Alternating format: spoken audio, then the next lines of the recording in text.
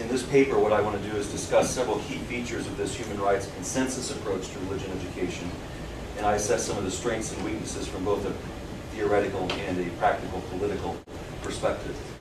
Proponents of this approach argue that more knowledge about the world's religions and beliefs will help to promote respect for human rights, mutual understanding, tolerance, and social cohesion, and prevent intercultural conflict and social instability.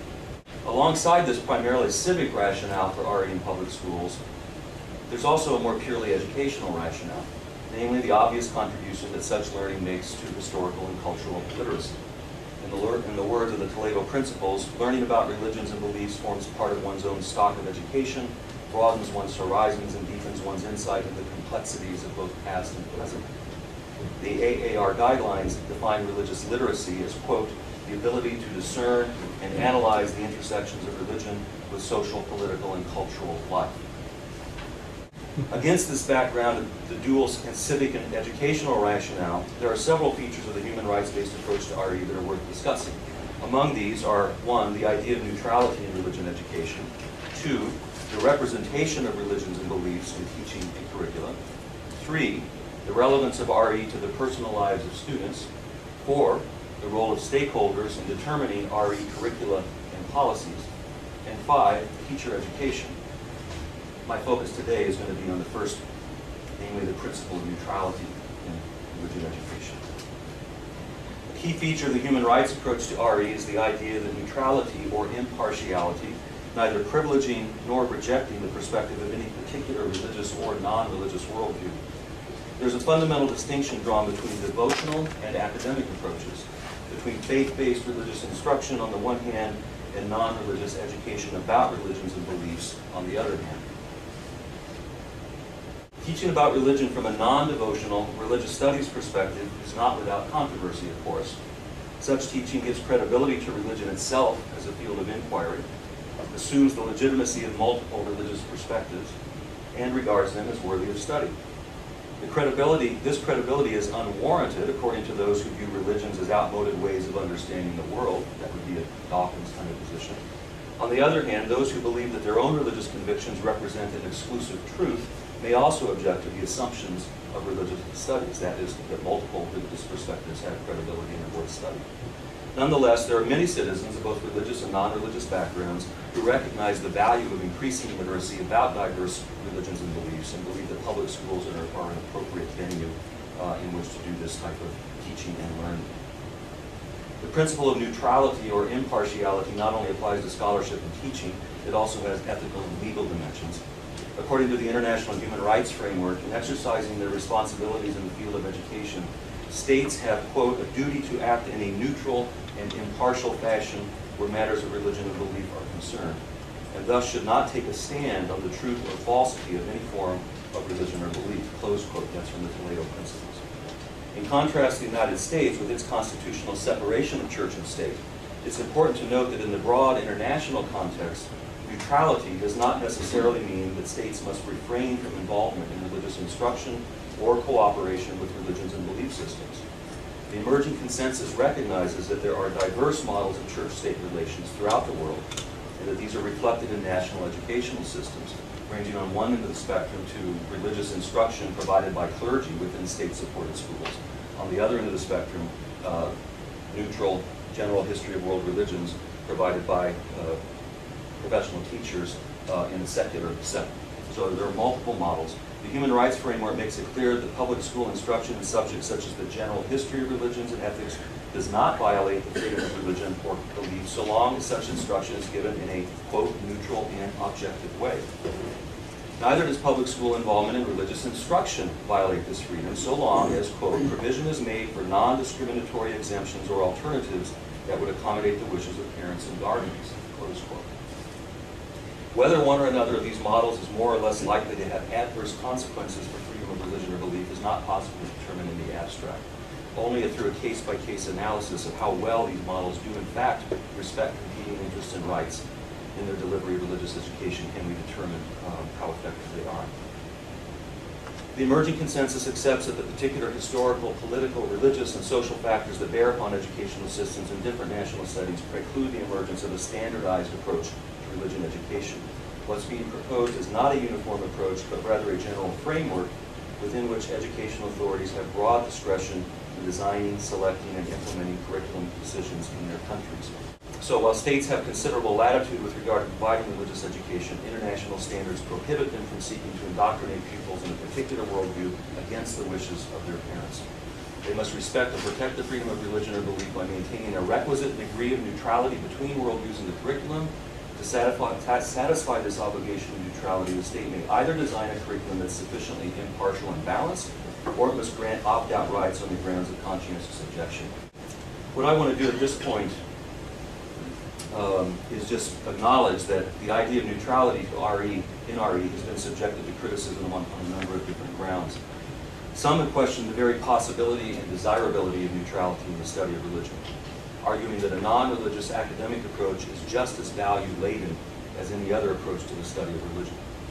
Others claim that the human rights-based approach is guilty of promoting a secular liberal worldview in a way that is inconsistent with its own professed aim of remaining neutral between worldviews. Still others accept neutrality as a goal of RE, but they charge that in actual practice this approach often tends to promote a kind of uncritical deference toward religion. I'll briefly look at each of these criticisms and explain why I think that in our present educational and political circumstances, the idea of neutrality remains useful and should remain integral to our understanding of religion education in public schools. So first the question, is neutrality in RE possible and desirable? Some scholars have argued that there's no such thing as a neutral standpoint from which to approach religion or any other topic. In our postmodern era, we have come to recognize that all ways of thinking and teaching are subjective, in that they are all influenced by personal, social, cultural, intellectual, and historical factors, and they inevitably bring certain values to bear upon the subject matter. The academic study of religion is different than devotional or sectarian approaches to religion, but it is one value-laden standpoint among others, and should give up its pretense to neutrality and objectivity. The reason why a religious studies approach to teaching about religion in public schools is justifiable is not because it's neutral, but because it's the approach that best promotes the values of a pluralistic democracy governed by secular law. Now, this point about the value-laden character of our perspectives on religion is well taken. However, it's my own view, and I think it's a view that's consistent with the human rights consensus approach. It's my own view that it would be a mistake to abandon the notion of neutrality in teaching about religion. This is because the idea of teaching about religion in a neutral fashion remains basic to both the civic and legal consensus that has begun to develop in the past few decades. As we've touched on, in both the U.S. and international contexts, courts have regularly judged the acceptability of school policies and curricula regarding religion according to whether they achieve the degree of neutrality that is required by the Establishment Clause of the First Amendment in the U.S. context and by the international human rights frameworks in international context. Any blurring of the distinction between neutral and non-neutral approaches to the study of religion risks undermining this hard-won civic consensus, running afoul of current law, and setting back what progress has been made toward incorporating religion into the curriculum of public schools. Moreover, the language of neutrality has become one of the main things that helps us to distinguish between academic and devotional approaches to the study of religion. I believe it would be a disservice to school students and teachers and administrators, as well as to the general public, to make the concept of neutrality overly problematic or to encourage them to abandon this use altogether. Rather, we should clarify what the language of neutrality means in the study of religion and in the law, and we should encourage its use rather than abandon it. Of course, we must accept that a secular academic approach to the study of religion is rooted in and committed to certain values. For example, intellectual values, such as free and open inquiry, respect for multiple perspectives, evidence-based argumentation. It's also committed to ethical political values, such as respect for freedom of religion, promotion of tolerance. This undoubtedly does align it with liberal, pluralistic, democratic polities, forms of political organization. And it should be frankly acknowledged that the human rights consensus approach is based on the assumption that public schools are appropriately governed by secular laws and values that seek to protect religious liberty or freedom of conscience, and that seek to remain neutral between worldviews. So if neutrality means value-free, then we can grant that neither religious studies nor any other academic field or discipline is neutral in that sense. But if neutrality is understood as an approach in curricula, in teaching, and in school policies that, one, neither promotes nor denigrates particular religions nor religion in general, two, seeks to protect religious liberty or freedom of conscience for people of all faiths and none, and three, that seeks to remain impartial between religious and non-religious worldviews and beliefs. Then I think this remains an accurate and useful way of describing the consensus approach to education about religion. We can recognize that multiple factors influence our vantage points on religion, and that perfect neutrality may never be possible to achieve in practice, while retaining it, while continuing to aspire toward it as an ideal, a kind of a regulative ideal that we can use to assess and critique actual scholarly and pedagogical practice. Yet here we run up against the charge that a neutral approach to RE actually promotes a particular worldview rather than remaining neutral between them. The question is, what kind of a worldview? One that is overly critical and at odds with religion, or one that is uncritical and overly deferential toward religion? In other words, beyond the issue of whether neutrality is an accurate and useful way of distinguishing non-religious from devotional approaches to the study of religion, there's a question of whether the human rights consensus approach to RE is too secular or not secular enough. So that's the next question. Too secular, not secular enough. Some critics have charged that rather than remaining neutral between worldviews, the promotion of public school neutrality toward religion actually amounts to a form of secular indoctrination.